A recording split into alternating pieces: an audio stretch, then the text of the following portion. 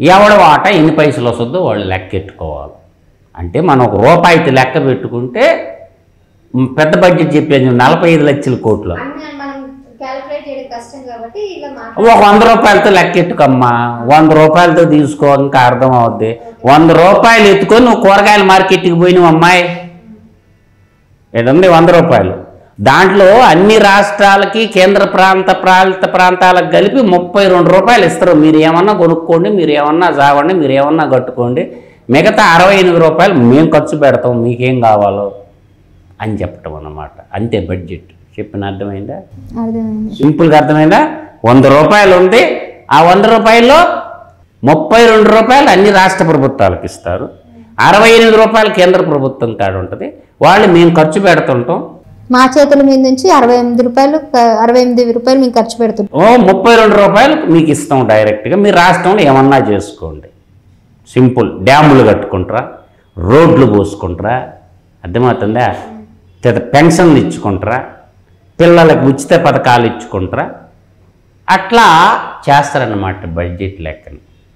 వాస్తవాలుగా ఏంటంటే 42 రూపాయలు అన్న ఇంద్రా బాబు అని రాష్ట్రాలు మొత్తుకుంటుండే. 100 రూపాయల్లో 42 రూపాయలు అన్నాయండి మా రాష్ట్రాలకి. 58 రూపాయలు మీరే తినండి, అయినా కూడా కుదరదు, మేము 32 రూపాయలే ఇస్తాము అని చెప్పి కేంద్ర ప్రభుత్వాలు. అందువల్ల అన్ని రాష్ట్ర ప్రభుత్వాల్లో ఉన్న ఎంపీలు ఎదురు తిరగాల కేంద్రం మీద. మిలిటరీ బడ్జెట్ అయిపోయిన తర్వాత స్పెషల్ స్టేటస్ ఉంటాయి అన్నమాట. గిరిజన ప్రాంతాలు అంటే కొండలు, గుట్టలు, జనసాంద్రత తక్కువగా ఉండే ప్రాంతాలు, ఇతర దేశాలతో బోర్డర్ పంచుకునే దేశాలతో ఉండేటటువంటి కొంత స్పెషల్ స్టేటస్. అయ్యేం పెద్ద ఉండదమ్మా బడ్జెట్ అంతా కూడా. ఒక 25,000 కోట్లు 30,000 కోట్లు ఉంటుంది, అంతకు మించి ఉండదు. ఆ స్పెషల్ కేటగిరీ స్టేటస్ ఉండేవాడు రాష్ట్రాలకు బడ్జెట్ అంతా కూడా నాకు తెలిసి 30,000 కోట్లు దాటదు. ఈ పోంగా రిమైనింగ్ ఏం చేయాలంటే ధర్మం ప్రకారం 50% కేంద్ర ప్రభుత్వం ఉంచుకొని మిగతా 50% రాష్ట్రాలకు ఇచ్చేస్తే అది ధర్మం, సమన్యాయం. అంటే డబ్బు ఆడదే కాబట్టి. తర్వాత ఏం జరగద్దంటే జనాభా ప్రాతిపదికన కూడా డబ్బు పంచుతారు. జనాభా ప్రాతిపదికన డబ్బు తీసుకుంటే దక్షిణాది రాష్ట్రాలు సంకనానికి పోతాయి. ఎందుకు? ఉత్తరప్రదేశ్లో, నార్త్ ఇండియాలో జనాభా ఎక్కువ కాబట్టి డబ్బులు వాళ్ళకి ఎక్కువ పోతుంటాయి. జనాభా ప్రాతిపదికన కాకుండా భౌగోళిక విస్తీర్ణ పరంగా లేదంటే ఆ రాష్ట్ర ఆదాయపరంగా పంచితే తమిళనాడుకి ఎక్కువ నిధులు పోవాలి, తమిళనాడుకి ఎక్కువ నిధులు పోతాయి. అట్ట కాకుండా వీళ్ళు ఏం చేస్తారు, జనాభాను ప్రాతిపదిక చూసుకుంటారు. వీళ్ళని సౌత్ ఇండియా వాళ్ళు సంపాదించాలా, నార్త్ ఇండియా వాళ్ళు తినాలా. అర్థమవుతుందా? సంపాదన ఏమంతా సౌత్ ఇండియాది, తినేదేమో నార్త్ ఇండియా వాళ్ళు. అందువల్ల నార్త్ ఇండియాలో ఉండేవాళ్ళు ఎంపీలు అందరూ ఏ కొన్ముఖమే ఒకే మాట మీద ఉండాలి. మా నార్త్ ఇండియా నుంచి ఆదాయం ఎంత వస్తుంది, సౌత్ ఇండియా నుంచి ఆదాయం ఎంత వస్తుంది, ఈస్టర్న్ ఇండియా నుంచి ఆదాయం అంటే ఈ వాళ్ళకేం సంపాదించేది నేర్పించరా. కానీ సౌత్ ఇండియా నుంచి ఎక్కువ ఆదాయం పడుతుంది. మీరు కావాలంటే తీసుకోండి, మహారాష్ట్ర, ఉమ్మడి ఆంధ్రప్రదేశ్, తెలంగాణ, ఆంధ్రప్రదేశ్, కర్ణాటక, తమిళనాడు, కేరళ నుంచి ఎక్కువ. మిగతా రాష్ట్రాలన్నీ ఎంత ఆదాయం ఇస్తాయో ఈ 5 రాష్ట్రాలు అంత ఆదాయం ఇస్తాయి. నిధులు ఏంటంటే అడుక్కోవాలి, మళ్ళీ దొబ్బకపోయేదే వీళ్ళకాడి నుంచి ఆదాయం అంతా. మళ్ళీ నిధులు ఇవ్వాలంటే జనాభా ప్రాతిపదికన. ఎక్కడొచ్చింది లింక్ అంటే అప్పట్లో 1 or none అని ఒక పాలసీ ఉండేది. జనాభా ఫ్లోటింగ్ ఎక్కువ అవుతుంది అని చెప్పి కటింగ్ ఆపరేషన్ చేశారు. అప్పుడు ఇక్కడున్న దక్షిణాది వాళ్ళు అమలు పరిచారు ఆ స్కీమ్స్ని ఎక్కువగా. ఇద్దరు చాలు, ఇంటికి 2 చాలు అని, లేకపోతే 1 or none అని, ఒకరు లేకపోతే అసలు లేదని ఈ పాలసీ తేయటం వల్ల ఏమైందంటే ఇక్కడ జనాభా తగ్గిపోయింది సౌత్ ఇండియాలో. నార్త్ ఇండియాలో విపరీతంగా పెరిగింది. అందువల్ల ఏంటంటే ఇక్కడ ఈ బడ్జెట్ అంతా కూడా ఏమి లేదమ్మా.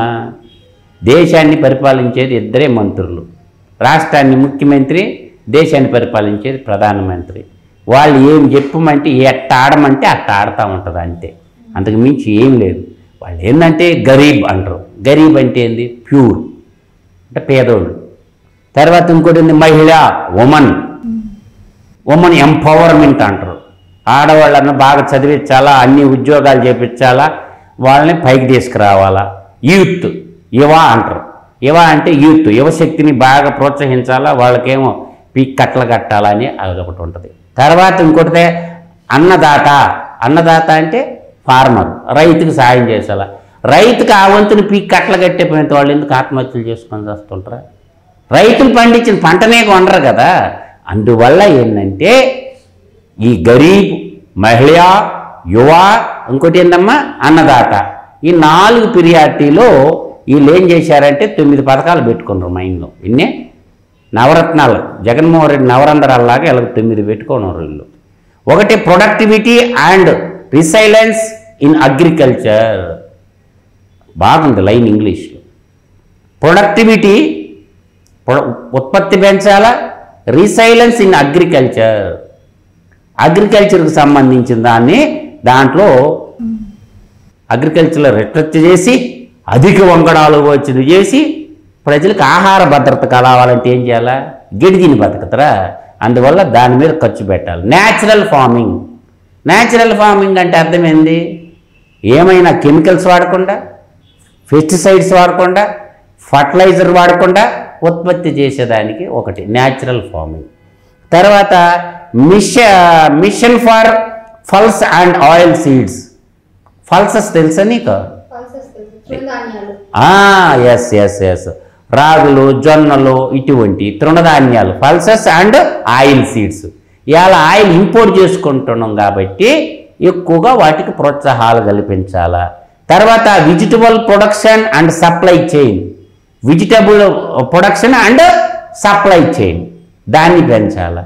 తర్వాత ఈ విధంగా digital public information and agriculture, digitalization information కూడా ఎప్పటికప్పుడుకి ఎక్కడ మార్కెట్ ధర ఎంత ఉందా అని రైతులకు చెప్పేదానికి కూడా అదొక ప్రోగ్రామ్.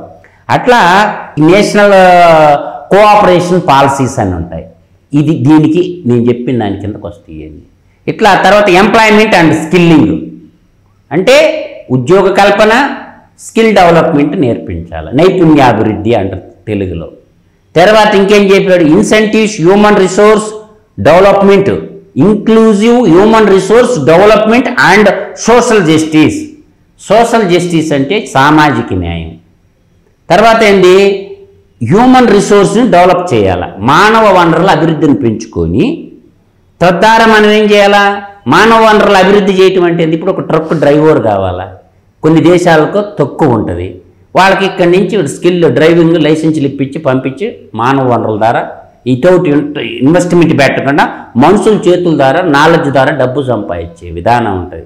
ఒక కార్పెంటర్లు ఉంటాయి, కొన్ని దేశాల్లో కార్పెంటర్ జాబులు ఉంటాయి, చాలా ఉంటాయి ఇతర దేశాల్లో. మ్యాన్ పవర్తో అక్కడికి సప్లై చేసేసి స్కిల్ డెవలప్మెంట్ చేసే డ్రైవర్లు ఉన్నారన్నమాట, ట్రక్ డ్రైవర్లు కానీ, నర్సులు ఉన్నారు. నర్సులు ఏం చేస్తారు, ఇప్పుడు కేరళ వాళ్ళు నర్సులు చేస్తారు కదా, వాళ్ళ అమెరికాలో నర్సులకు జీతాలు ఎక్కువ, డాక్టర్లకు జీతాలు తక్కువ. సో వాళ్ళు ట్రైనింగ్ ఇచ్చేసి ఇతర దేశాలు పంపించి హ్యూమన్ రిసోర్స్ డెవలప్ చేసుకుని వాళ్ళకి ఆదాయం ఎక్కువ సమకూర్చుకుంది. తర్వాత మ్యానుఫ్యాక్చరింగ్ అండ్ సర్వీస్. మ్యానుఫ్యాక్చరింగ్ అంటే వస్తువులు ఉత్పత్తి చేయటం, తద్వారా మనం మార్కెటింగ్ చేయటం, ఆదాయం సంపాదించడం. Service sector. సర్వీస్ సెక్టర్ అంటే ఏంది, సినిమాలు అన్నట్టు ఇచ్చేవాళ్ళంతా సర్వీస్ సెక్టర్. పెట్టుబడి అందరూ రంగులే కదా, కాస్మెటిక్ ఫేస్లు వేసుకున్నది, డ్యాన్స్లు వేసేది, కోట్లు కోట్లు ప్రజలు డబ్బు కొట్టేసేది, అదే కదా సర్వీస్ సెక్టర్. సర్వీస్ సెక్టర్ అంటే ఇంకా ఉంటుంది, ఏదన్నా ఒక వస్తువు రిపేర్ చేస్తాం. తర్వాత సెల్ ఫోన్ ఉంది, సెల్ ఫోను సర్వీస్ ప్రొవైడర్స్ ఉంటారు కదా, ఇది మాట్లాడుకునేటప్పుడు అది ఒకటి. ఈ విధంగా చెప్పుకుంటా పోతే శాంతాడంత లిస్టు చెప్పుకోవచ్చు. సర్వీస్ సెక్టార్ అంటే ఆ బార్బర్ సెలూన్ ఉందనుకోండి, అది సర్వీస్ సెక్టారు. తర్వాత ఆడపిల్లలు ఈ మధ్య ఏంటంటే బ్యూటీ పార్లర్ అని పెడతారు, పర్స్ అంతా ఖాళీ చేసుకునే ప్రోగ్రాము, అర్థమైందా. ఆ బ్యూటీ పార్లర్కి వచ్చే బిల్ అంతా శాంతాడంత లిస్ట్ ఏమో తయారవుద్ది, మనకు తెలియదు కాబట్టి అక్కడ అది సర్వీస్ సెక్టార్ కిందకు వస్తుంది. నేను వరుసగా చెప్తున్నా అంటే నా మాటల్లో చతుర్థి ఉంటుంది కానీ కరెక్ట్గా ఉంటుంది పంచ. అందువల్ల ఏంటంటే ఇట్లా సర్వీస్ సెక్టార్ కింద ఉంటుంది. బైక్లు రిపేర్ వచ్చినాయి, రిపేర్ చేస్తాం, సర్వీస్ సెక్టార్ కింద. కార్లు రిపేర్ చేస్తాం, ఏసీలు రిపేర్ చేస్తాం, సర్వీస్ సెక్టార్ కింద. ఇట్లా చెప్పుకుంటా పోతే అది సర్వీస్ సెక్టార్ కింద. తర్వాత అర్బన్ ఎంప్లాయ్మెంట్, అర్బన్ డెవలప్మెంట్ అంటాం. అర్బన్ డెవలప్మెంట్ అంటే ఏంటి, రూరల్ అంటే గ్రామీణ ప్రాంతం, అర్బన్ అంటే పట్టణ ప్రాంతాన్ని ఏ విధంగా డెవలప్ చేయాలి, పట్టణాలు ఎంత మురుగునీరు ఎట్టబోవాలా, మనుషులు పోవటానికి ట్రాన్స్పోర్టేషన్ రోడ్లు ఎట్టాలా. అర్బన్ డెవలప్మెంట్ అంటే అది సింపుల్గా మౌలిక వసతుల కల్పన. అర్బన్ వాళ్ళకి ఏం కావాలో మంచిగా రోడ్లు రైళ్ళు, పోవటానికి రావటానికి నైస్గా రోడ్లు ఉండాలి, కలర్ఫుల్ లైఫ్ ఉంటుంది కాబట్టి అర్బన్ ప్రాంతంలో అది వాటిని ఎలా develop. Energy security. Energy security అంటే 24/7 కరెంటు పోకుండా ఉండాలా, ఆ కరెంటుని ఏ విధంగా ఉత్పత్తి చేయాలా, అర్థమవుతుందా. ఎనర్జీ సెక్యూరిటీ అంటే అది మా దగ్గర మీరు ఎంత కావాలన్నా అంత కరెంట్ ఇస్తూ మీ ఏ వస్తువులు కావాలన్నా ఉత్పత్తి చేసుకోండి, కన్ను రెప్పగొట్టే టైంలో కూడా కరెంటు పోదు, అక్కడికి పోద్ది. వాటరు, ల్యాండు, కరెంటు ఈ 3 ఉన్న చోట, మానవ వనరులు ఉన్న చోట ఖచ్చితంగా ఇండస్ట్రీస్ వస్తాయి. ఏంటి? ల్యాండ్, ఫ్యాక్టరీ పెట్టాలంటే ల్యాండ్ కావాలా, తర్వాత మనుషులు నడయాలంటే వాటర్ కావాలా, అయిపోయిన తర్వాత ఎనర్జీ కావాలా, తర్వాత ఏంది మౌలిక వసతులు అని చెప్పాను కదా, transport, air transport, rail transport, road transport ఉన్న కాడ, మానవ వనరులు అధికంగా ఉన్న కాడ, స్కిల్ మ్యాన్ పవర్ ఉన్న కాడ బాగా ఇండస్ట్రీస్ వస్తాయి. తర్వాత ఇన్ఫ్రాస్ట్రక్చర్ డెవలప్మెంట్ అంటే అంతే. ఏంది? రోడ్లు పోసుకునేది, పోర్ట్లు కట్టుకునేది, ఎయిర్పోర్ట్లు పెట్టుకునేది, rail route, bus route connectivity పెట్టేది, ఇదంతా ఇన్ఫ్రాస్ట్రక్చర్ కిందకు వస్తుంటాం. తర్వాత ఇన్నోవేషన్, రీసెర్చ్ అండ్ డెవలప్మెంట్.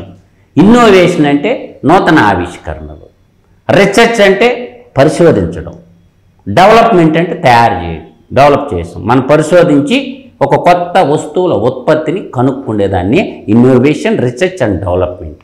తర్వాత నెక్స్ట్ జనరేషన్ రిఫార్మ్స్, ఫ్యూచర్ జనరేషన్కి రిఫార్మ్స్ ఏ విధంగా. ఈరోజు ఒకప్పుడు థర్మల్ పవర్ ప్లాంట్స్ ఉంటాయి. థర్మల్ పవర్ ప్లాంట్ అంటే బొగ్గుతో తయారు చేయాలి. బొగ్గు వల్ల ఏమవుద్దంటే పొల్యూషన్ అవ్వద్ది.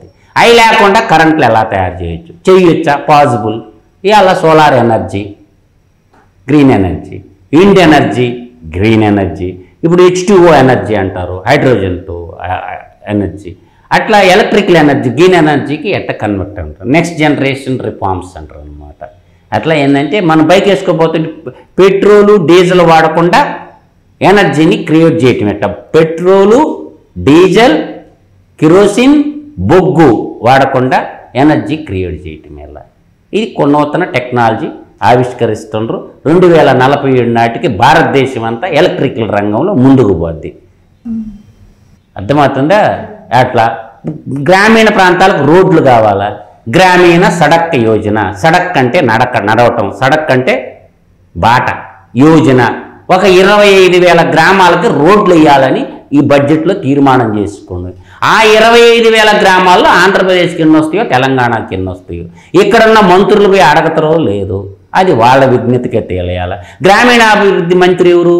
పవన్ కళ్యాణ్ గారు. కాబట్టి ఎక్కువే ఇస్తారు. పోయి మోడీ తాత మా పల్లెల్లో, రూరల్ ప్రాంతాల్లో రోడ్లు విపరీతంగా దెబ్బతినుండే, గ్రామీణ సడక్ యోజన కింద కనీసం ఒక 1000 గ్రామాల కన్నా మాకు ఇవ్వండి, 1000 రోడ్లన్నా మాకు ఇవ్వండి అని అడిగితే మొత్తం కేంద్ర ప్రభుత్వమే పెట్టుకుంటుంది. అర్థమవుతుందా? Right sir. నమస్తే.